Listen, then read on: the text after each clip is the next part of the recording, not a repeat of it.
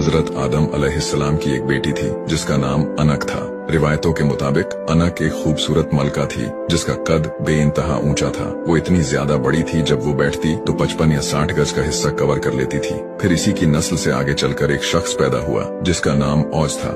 औज बिन अनक। औज एक ऊंचे कद वाला देव थे जिसका कद 70 फीट तक था। उसकी पैदाइश हजरत इदरीस अलैहिस्सलाम के जमाने से पहले हुई थी। यहाँ तक कि औज ने नूह अलैहिस्सलाम का सैलाब भी देखा था।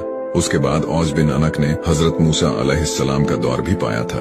हजरत अब्दुल्ला इब्ने मसूद फरमाते हैं कि हजरत मूसा अलैहिस्सलाम का कद 12 हाथ था। आप अलैहिस्सलाम के असा की लंबाई भी 12 हाथ थी और आपने छलांग भी 12 हाथ की लगाई थी, लेकिन फिर भी आपके असा की चोट सिर्फ औज की टांग तक ही लग पाई थी।